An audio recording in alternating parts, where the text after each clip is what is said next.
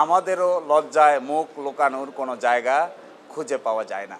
বিচার ব্যবস্থার জন্য লজ্জা, ইনভেস্টিগেশন সিস্টেমের জন্য লজ্জা, দেশের জন্য লজ্জা। বাংলাদেশের ইতিহাসে চাঞ্চল্যকর হত্যাকাণ্ডের একটি হলো সাগর রুনি হত্যাকাণ্ড। এটি শুধু বাংলাদেশ না, বাংলাদেশের বাইরেও মানুষের বিবেককে নাড়া দিয়েছে। সাংবাদিক যুগলকে একই ঘরে হাত পা বেঁধে মারা হয়েছে সন্তানের সামনে।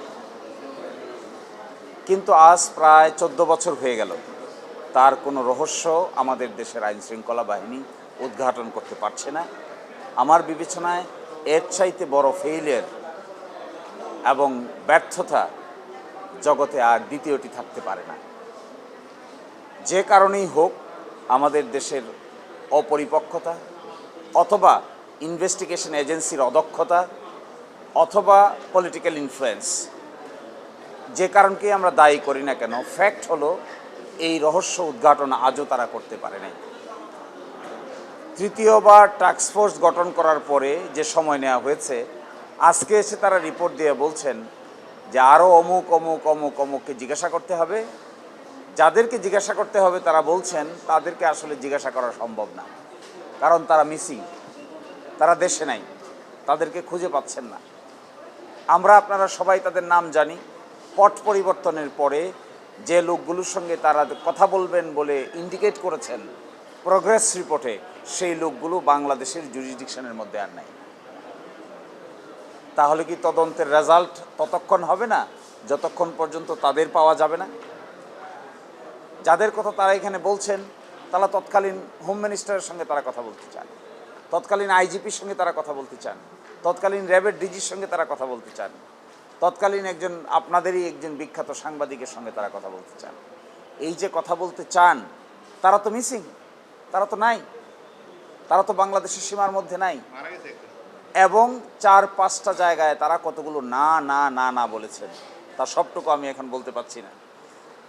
তার মধ্যে উল্লেখযোগ্য বলেছেন যে তারা এখনো মোটিভ খুঁজে পান নাই, ক্লু খুঁজে পান নাই কেন তাদেরকে হত্যা করা হলো। দাম্পত্য কলহ বলছেন না, ব্যবসায়িক দ্বন্দ্ব বলছেন না, পেশাজীবী কোনো কাজ বলছেন না, জমি জমার কোনো বিষয় বলছেন না। তাহলে কি? So this is surprising for all of us যে এই ধরনের ঘটনা এই দেশে ঘটবে, কিন্তু শেষ পর্যন্ত সকলেই ব্যর্থতার পরিচয় দিবে। This is appalling, surprising, heart pouring, painful. এই ধরনের ঘটনা এই দেশে ঘটার পরে যদি ইম্পিউনিটি আমরা দিয়ে দেই, অদক্ষতার কারণেই হোক আর রাজনৈতিক প্রভাবের কারণেই হোক, এই ধরনের ঘটনাকে যদি মার্জনা আকারে দেখা হয়, শেষ পর্যন্ত যদি উদ্ঘাটন করা না হয়, তাহলে আমাদের দেশের বিচারিক সিস্টেম, তদন্ত সিস্টেম একটা ফেইলিওর কর্মকাণ্ড হিসেবে প্রমাণিত হবে। এখানে অত্যন্ত দক্ষ পুলিশ অফিসার আছে, সিআইডি আছে, পিবিআই আছে, পুলিশ ব্যুরো অফ ইনভেস্টিগেশন আছে, ক্রিমিনাল ইনভেস্টিগেশন ডিপার্টমেন্ট আছে, র্যাবের হাতে ছিল, সকলে মিলে ব্যর্থতার পরিচয় দিচ্ছে, কেউই তা উদ্ঘাটন করতে পারছেন না। তাহলে বিষয়টা কি? এমনি মরে গেছেন তারা? একজন আরেকজনকে বেঁধে মেরেছেন? একজন তো হাত পা বাঁধা ছিলেন, কে কাকে বেঁধেছেন, কারা বেঁধেছে? এবং আরও আশ্চর্যজনক, 2-3 জন মানুষকে এখনো জেলে রেখেছে, যারা প্রায় 9, 10, 11 বছর ধরে জেলে আছে, এরকম লোক আছে। তাদের ব্যাপারে কোনো ইনভেস্টিগেশনের আপডেট নেই, কিন্তু তারা জেলে আছে। আমরা যার পক্ষ হয়ে অবলম্বন করি, এই মামলার ইনফরমেন্ট, তিনি আমাদেরকে বলেছেন যে তারা কোনো নিরপরাধ মানুষকে জেলে এভাবে পড়ে থাকতে দেখতে চান না। তারা মনে করেন তাদের মামলার কারণে কোনো নিরপরাধ মানুষ যেন হয়রানি না হয়।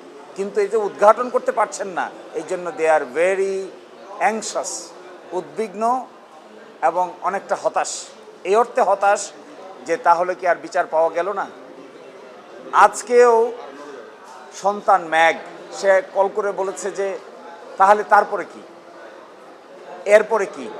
এরপরে কি হিসেবে যেটা ধরা পড়ছে সেটা হলো আমরা সবাই মিলে একটা ব্যর্থতার দিকে অগ্রসর হচ্ছি। তারপরেও আমরা এক্সপেক্ট করব আগামী যে 6 মাস সময় দিয়েছেন, যাদের সঙ্গে কথা বলবেন বলেছেন, তাদেরকে তো 6 মাসের মধ্যে বাংলাদেশে পাওয়ার কোনো সম্ভাবনা আমি দেখছি না। কোথায় পাবেন তৎকালীন আইজিপিকে?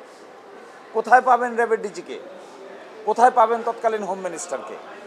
এরা তো 6 মাসের ভিতরে বাংলাদেশে আসবে না, তদন্তও হবে না। এই জায়গা থেকে আমরা দেখতে চাই শেষ পর্যন্ত টাস্কফোর্সও যদি ব্যর্থ হয় তাহলে আমাদের আর যাওয়ার জায়গা নেই।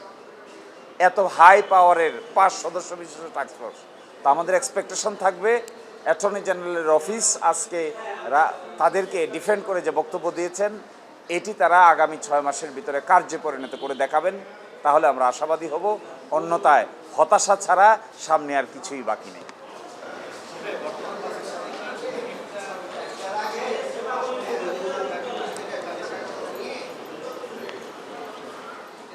আমি তো মনে করি আমাদের দেশের ক্রিমিনাল ইনভেস্টিগেশন ডিপার্টমেন্ট এবং পিবিআই এনাফ ক্যাপাসিটি আছে এই ধরনের রহস্যে আবৃত ঘটনার রহস্য উন্মোচন করা।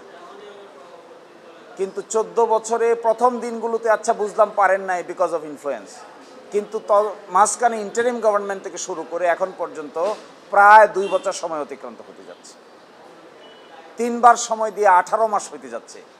তাতেও যদি উন্মুক্ত করতে না পারেন তাহলে তো ধরে নিতে হবে হয় ক্যাপাসিটি নাই আর না হয় চান না।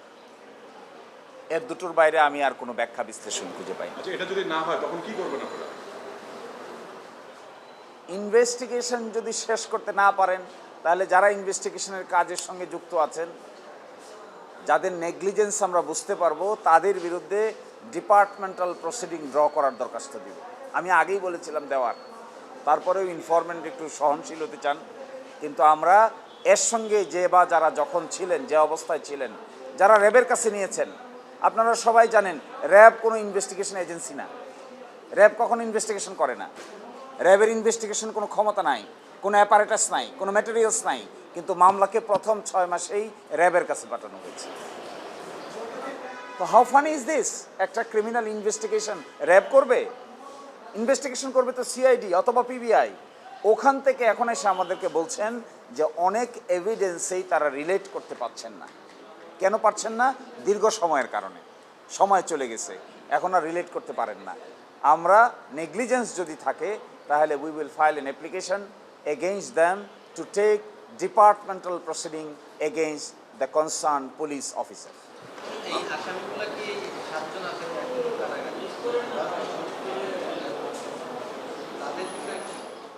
আমরা নিজেই চিন্তা করব। আমি আজকেও কথা বলেছি, আমরা নিজেরাই ইনফরমেন্টের পক্ষ থেকে নিরপরাধ লোক জেলে পড়ে থাকুক এটা আমরা চাই না। ইনফরমেন্টের পক্ষ থেকেই তাদের বেল চেয়ে আমরা দরখাস্ত করব, সাময়িক সময়ের মধ্যে আপনারা দেখতে পাবেন। আচ্ছা শিশু ভাই, এই মামলাটার যে ব্যর্থতা, এটা আইন শৃঙ্খলা বাহিনী, সরকারের সংশ্লিষ্ট যারা আছে তাদের জন্য একটা লজ্জা এবং ব্যর্থতার একটা উদাহরণ হয়ে থাকতেছে না? শুধু তাই না, এটা দেশের জন্য একটা লজ্জার ব্যাপার, ক্রিমিনাল জাস্টিস সিস্টেমের জন্য একটা শেমফুল ব্যাপার। এবং আমরা যারা বাংলাদেশের নাগরিক এত সুন্দর কাপড় চোপড় পরে ভদ্রচিতভাবে আপনাদের সামনে উপস্থিত হই, আমাদেরও লজ্জায় মুখ লুকানোর কোনো জায়গা খুঁজে পাওয়া যায় না। বিচার ব্যবস্থার জন্য লজ্জা, ইনভেস্টিগেশন সিস্টেমের জন্য লজ্জা, দেশের জন্য লজ্জা, আর সর্বোপরি নাগরিকদের জন্য হতাশার কারণ।